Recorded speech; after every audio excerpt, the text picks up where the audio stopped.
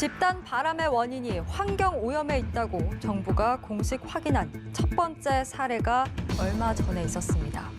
바로 익산 장전마을인데요.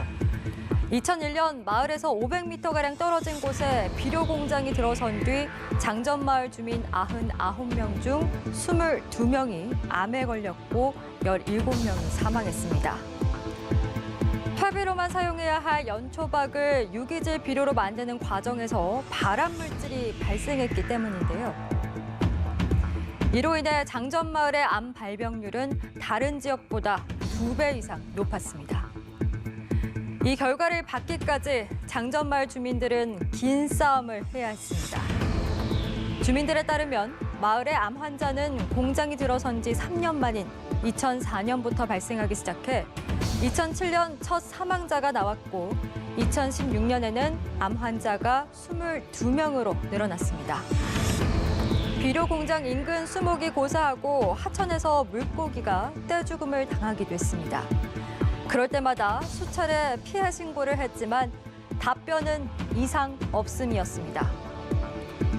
그러는 사이 장전마을 인근 마을에서도 암 환자들이 집단으로 발생했다는 주장이 나왔습니다. 주민 122명 가운데 15명이 폐암, 유방암 등에 걸리고 이 가운데 8명이 숨진 인천 4월 마을은 어떨까요? 주택과 인접한 곳에 165곳의 공장이 위치해 있어서 색과루 마을이라고까지 불린 인천 4월 마을. 그런데 환경부는 주민들의 암 발병과 주변 공장 배출 물질과의 관련성을 확인하지 못했다고 발표했습니다. 다만 인천 4월 마을이 주거 환경으론 적합하지 않다고 결론 내렸습니다.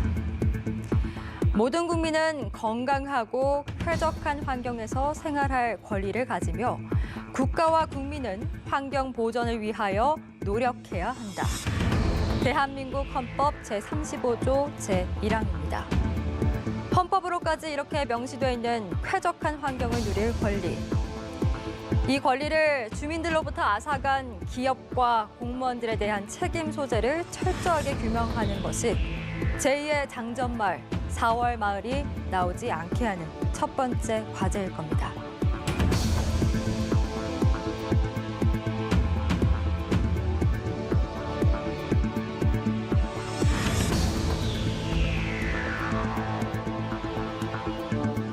환경부가 인천 4월 마을 주민들이 앓고 있는 암 등의 질병과 주변 환경 간의 관련성을 확인하지 못하면서 주민들의 피해 구제 방안에 관심이 쏠리고 있습니다. 현재 주민들과 환경단체에서는 환경부 조사 결과에 대해서 받아들일 수 없다, 이런 주장을 하고 있는 상황입니다. 네, 이런 가운데 익산 장전마을 인근 2개 마을에서도 암 환자들이 집단으로 발생했다는 주장이 나왔습니다. 모두 비료 공장 1km 안팎에 있는 마을이어서 파문이 확산되는 양상인데요. 오늘 이 주제를 갖고 김선홍 글로벌 에코넷 상임회장은 저희가 조금 뒤에 모시고요. 임방글 변호사와 함께 자세한 이야기 나눠보도록 하겠습니다. 어서 오십시오. 어서 오십시오. 네, 저희가 말씀 나누는 도중에 이제 김선홍 글로벌 에코넷 상임회장님 모셨고요. 어서 오십시오. 네, 반갑습니다. 네, 저희 관련 주제 좀 얘기를 하도록 하겠습니다. 정확하게 우리 회장께서 좀 이 문제에 대해서 어떤 활동을 하고 계신지 좀 여쭤야겠네요.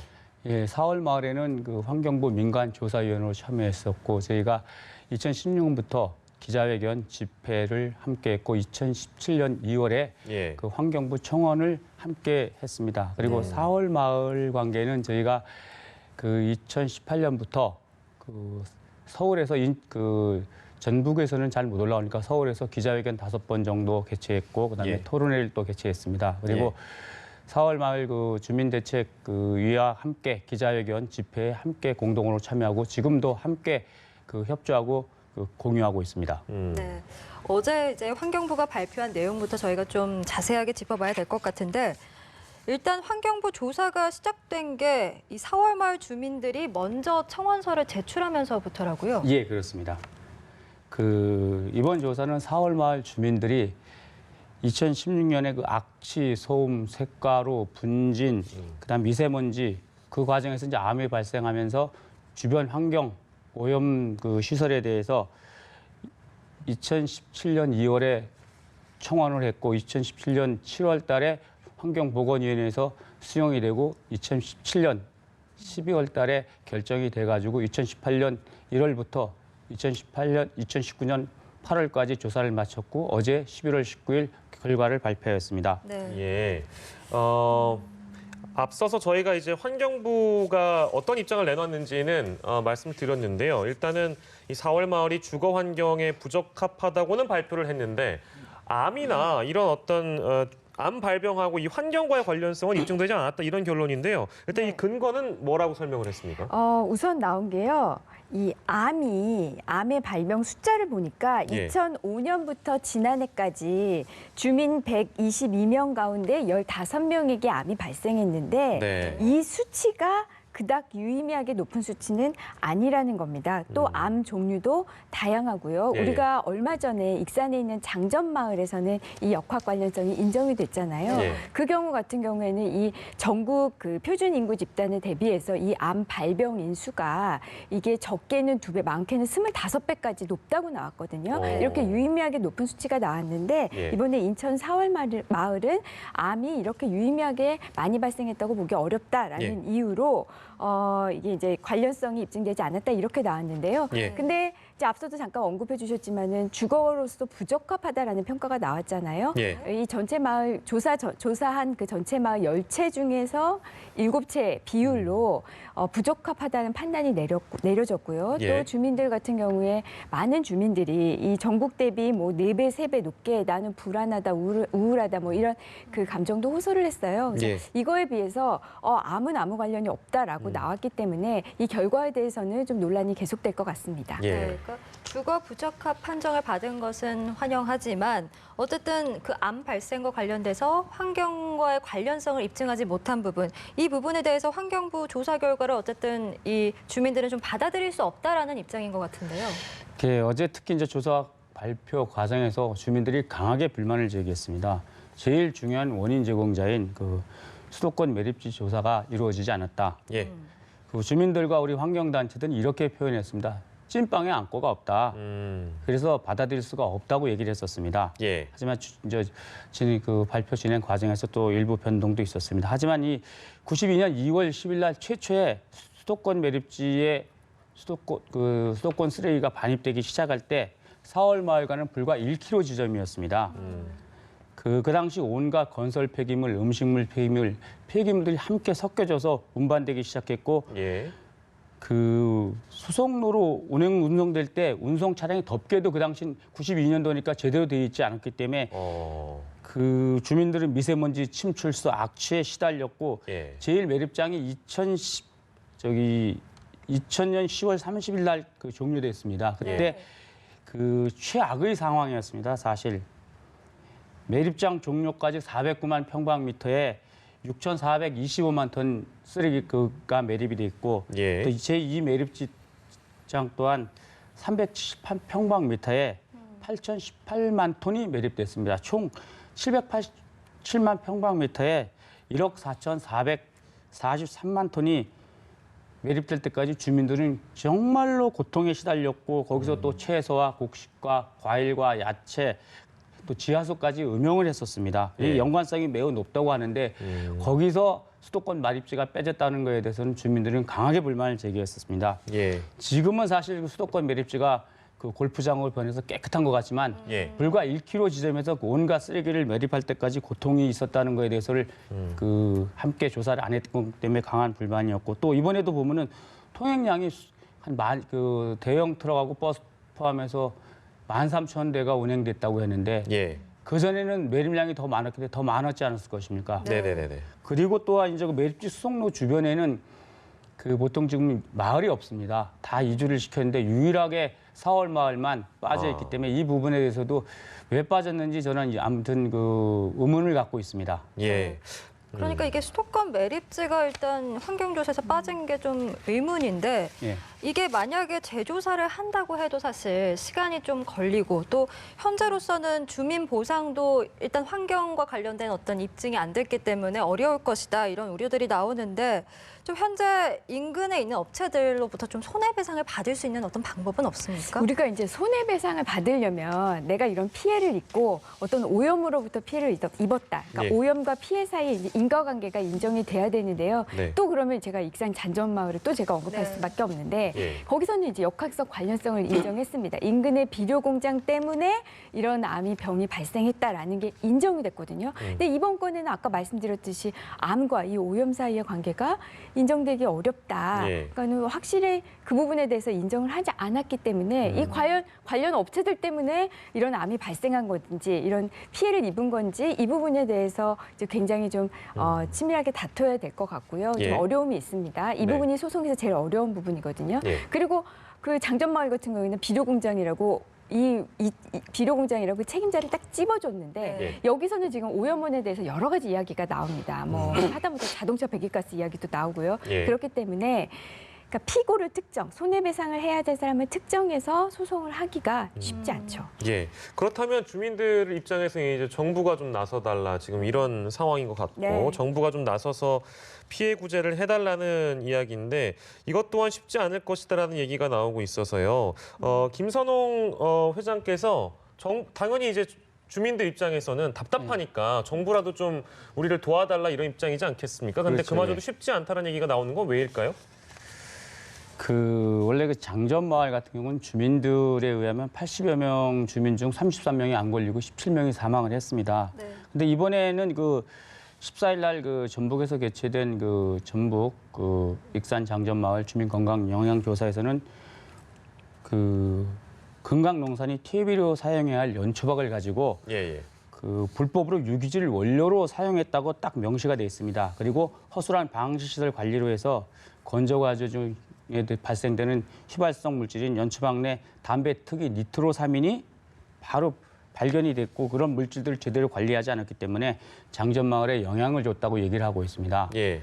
그러니까 이것은 금강농산과 주민 암 발생 간의 역학적 관련성이 있다는 것으로 판명이 딱 결론을 맺어졌기 때문에 여기는 아무래도 좀 인과관계가 인정됐기 때문에 상당히 좋은 결과가 있다고 생각할 거지만 소송으로 가고 이런 것까지 갈 때는 굉장히 어려운 길이 있다고 생각을 합니다. 예, 임박을 변호사께서는 어떻게 좀 전망을 하실 수 있을까요? 그러니까 정부가 이 마을 주민들을 도와줄 수 있을 거라고 보십니까? 어떻습니까? 뭐 정부도 다 법에 의해서 이걸 뭐 도와줄 수 있지 않겠습니까? 네. 지금 우리 환경오염 피해 배상 책임 및 구제에 관한 법률에는 예. 구제 구별을 할 수 있는 법적 근거와 요건들이 있는데요.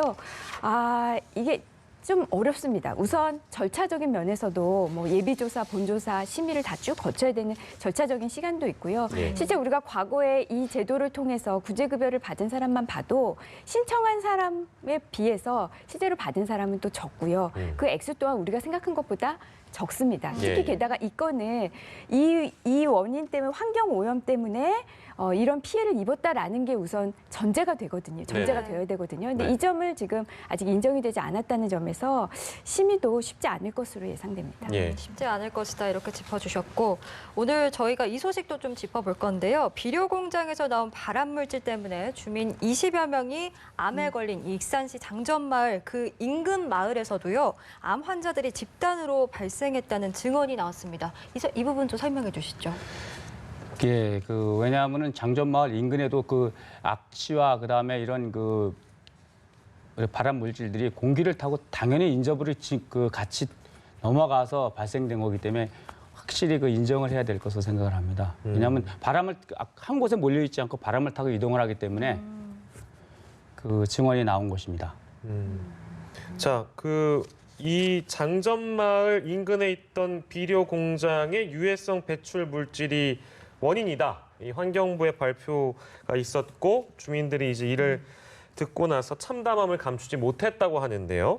일단 주민들의 말을 저희가 좀 준비해 봤는데요. 주민들의 말을 저희가 듣고 돌아오도록 하겠습니다. 갑산성이 의심된다는 3개월 후에 다시 검사하라는 말을 판결을 받았습니다. 무섭습니다. 부탁드립니다. 하루라도 빨리 이 고통에서 벗어나게 해주십시오. 수질 검사를 했는데 아무런 문제가 없다고 그랬습니다. 전라북도 도지사가 이 회사에 우수 환경상을 줍니다.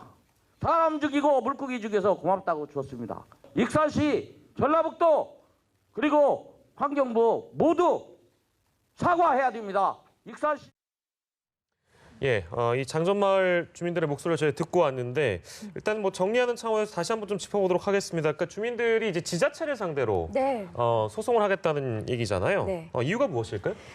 아까 이제 이런 피해가 발생을 했습니다. 자, 장전마을 같은 경우는 역학적 관련성도 인정이 됐습니다. 제일 직접적으로는 이 비료공장 업체를 상대로 손해배상 청구 소송을 하는 건데요. 예. 비료공장이 지금 폐업을 했습니다. 맞아요. 그러니까 사실상 묻기 어렵고요. 네. 그다음에 두 번째는 아까 정부에 기대는 거죠. 이제 구제급여를 신청하는 건데 말씀드린 대로 시간도 걸리고 또 보상도 제한적이고요. 예. 그러면 결국 마지막에는 이제 국가와 지자체에 한번 물어보는 겁니다. 지금 이 사태가 진행되면서 국가와 지자체가 제대로 대처를 했느냐, 늑장 대처한 거 아니냐, 주민들의 불만에 대해서 제대로 대처하지 않아서 예. 이렇게 일을 키운 거 아니냐, 예. 여기에 과실을 묻어서 국가배상 청구를 하겠다는 건데요. 네. 사실 이거 국가배상 청구도 이것도 소송이 이제 짧게 가지는 않을 겁니다. 이것도 또 서로 다툴 것이 많기 때문에요. 예, 예. 그래서 주민들 입장에서는 안타깝지만은 굉장히 피해 구제에는 어느 정도 시간이 걸릴 것이다. 이렇게 저는 예상합니다. 예. 네, 피해 구제에는 어느 정도 시간이 걸릴 것이다. 그렇지만 피해를 입으신 분들 입장에서는 어쨌든 배상을 받아야 되는 부분이고 이 부분은 저희가 조금 더 지켜봐야 될 것 같습니다. 네, 장전마을 그리고 4월마을 이 사례를 저희가 오늘 살펴봤는데 난개발의 부작용 그리고 환경영향 평가의 중요성 등이 이런 사례들을 통해서 좀 부각이 되고 있습니다. 앞으로 정부 그리고 지자체가 좀 어떤 부분에 관심을 두고 이런 문제들을 해결해 나가야 될까요? 예, 제일 중요한 것은 초기의 대응입니다. 4월 마을도 무수한 민원이 있었고 장전마을도 무수한 전라북도와 익산시에 많은 민원을 냈을 때 조사에서 별 문제 없다는 부분에 대해서 굉장히 주민들은 분노하고 하고 있습니다. 반드시 원인이 있기 때문에 결과가 있는 것입니다. 그 지자체에서 초기에 철저한 그 검증과 조사가 이루어졌다면 이런 일은 발생되지 않았을 것입니다. 대책이야 정부가 사실 내놓겠지만 저희가 환경단체를 하면서 얘기하는 것은 각 지자체의 환경 민원이 발생했을 때 1차, 2차, 3차까지는 지자체에서 처리하고 그것이 계속 지연돼서 4차, 5차까지 가면 중앙에 자동으로 이관돼가지고 접수가 되고 공무원이나 전문가 그리고 시민단체 협의체가 확인 절차만 하더라도 이런 참사는 사실 예방할 수 있다고 생각합니다. 특히 이런 환경 참사의 피해자는 약자인 어린이, 여성, 노인들이 제일 먼저 아프고 피해자가 발생하니까 국가는 국민의 건강권을 반드시 확보해 주어야 한다고 생각을 합니다. 예. 저희 이슈큐브 시간에는 전문가의 한마디로 마무리하는 한 줄 참견 시간이 늘 준비되어 있습니다. 오늘은 김선홍 상임회장님께 한 줄 참견 부탁드리도록 하겠습니다. 한 줄 참견해 주시면요. 예, 이 상황을 장전마을과 4월 마을 사태를 보면서 이렇게 아비규환이라고 표현을 해봤습니다. 예. 그 장전마을과 4월 마을 주민들이 지옥 같은 환경 속에서 고통에 못 이겨 정부와 지자체 그리고 기업에게 이제라도 구원의 부르짖는 소리를 들으라 해서 아비규환이라고 표현했습니다. 네, 예. 알겠습니다. 지금까지 김선홍 글로벌 에코넷 상임회장 그리고 임방글 변호사와 함께했습니다. 오늘 두 분 고맙습니다. 말씀 고맙습니다. 감사합니다.